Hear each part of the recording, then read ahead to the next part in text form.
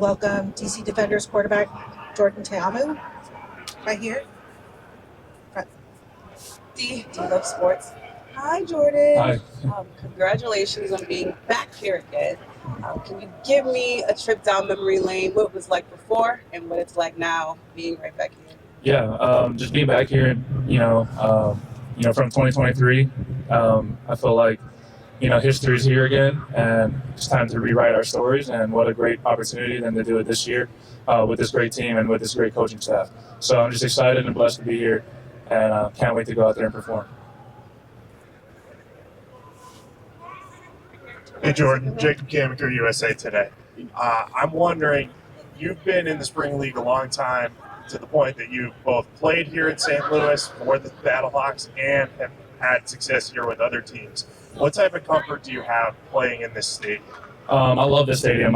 Every time I come back to the Lou, I just love playing in this dome, the atmosphere, the fans. I feed off of that, and just being able to, come around full circle from this place being my first, professional football career to coming back here in the championship means a lot to me, and what a story that is that God is writing for me. So just to be able to be back in the Lou and be in this dome again means a lot. Any comment on your team dubbing this place Audi West? I love it. When Coach said that, everyone was fired up in the locker room, and everyone loved it, from the coaches to the players. So we love it. All right, we're going to go straight down the middle here. Yes, Jordan, definitely. Congratulations making it back here. Yeah. I was one of the people that was here in 2023, and this is Alan from Allen Alford Sports Talk Show. What does Jordan Teamu have to do in 2025 personally to make sure you get a W on Saturday night? Just be the leader that I am, and just go out there and execute. And every time I get the ball, I just put it in the right people's hands and let them make plays. We have so many playmakers on this team, and if I just make the right reads and do what I need to do, my job, which is to give them the ball, and that's what I need to do to, for us to win, is for us to execute each play. All right, next question. Left in the far back. Hey Jordan, that's one of the cleanest haircuts I've ever seen. Who on your team would you say is second right now? Second right now, I mean, everyone that goes to my barber, they're like, "Where'd you get your haircut from?" And I tell them Julio down in Dallas, and they all go. Probably half the team goes to him now. So appreciate that. That's the best comment I ever had. All right, we're going to have next question. Far back right. Hey Jordan, Bradley Moore with the DC Defenders. Congratulations on getting here today. My question for you today is, if you had to choose one pass catcher that's your favorite to target throughout a game, who would that be? And before you answer, just want to remind you that you did a room with one of them for the 2023 season in a hotel room, so no pressure. Yep. It's the first interview I ever had. All my receivers are standing right there. So I'm gonna be very smart, and I'm gonna say all of them. Yeah, whoever's open. I like that answer too. Whoever's open, and whoever runs the right route. Yeah. All right, second row on the left. James Larson, Pro Football Newsroom. Jordan, we saw the news, obviously Coach Shannon Harris winning Coach of the Year, but also Fred Kais getting recognition as Assistant Coach of the Year. Can you talk a little bit about your relationship with Fred the last 3 years and just what you guys have been able to build in this offense, having that chemistry, which a lot of other spring football teams don't have? Yeah, just my relationship with Coach Kais goes all the way back to 2022, right before the first XFL, and him coming out to Nashville, seeing me throw, and just being able to hear him and kind of have lunch and talk and just talk about the offense and what his goals were, and aligned with mine, and with his faith, my faith, Coach Shannon's faith, just having that in the locker room and in the offensive room just means a lot to me, and it's close to my heart. So just having that relationship and building that throughout the years, and to be where we're at today is such a surreal feeling, and they deserve it, and I feel like this team deserves it as well. Hey, first row here on the right. Hey Jordan, Matty Fresh from Springball Boulevard. You had the best numbers of any quarterback in the UFL this year. It's pretty obvious you were snubbed from all UFL and from Offensive Player of the Year. There's one more award yet to be announced. Do you believe you had an MVP type season, and how much does that matter to you?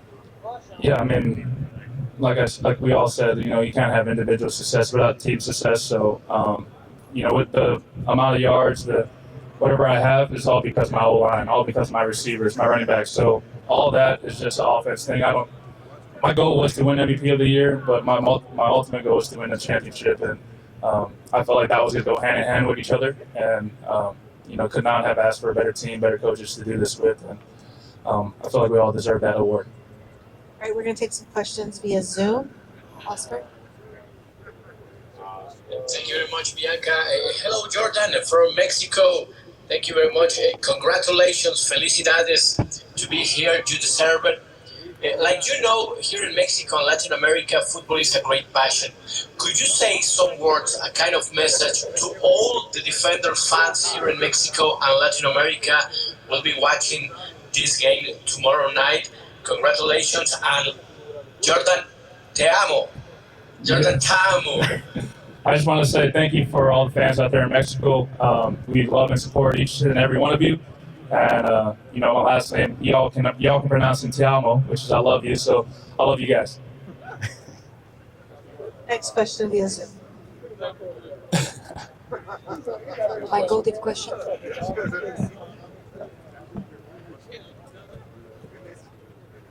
Any other questions for? Oh.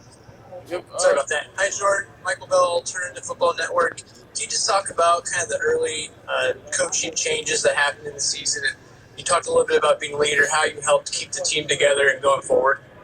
Yeah, I mean, with the coaching changes, Coach Shannon talked to us, and we felt like it was going to be a player-led, team. This year, a lot of guys stepped up. Not the most vocal guy, but I felt like I, made my voice heard in this locker room and with our offensive side of the ball. So just being able to do that, and all these guys that stepped up to be leaders, and that made a huge difference into going into the year.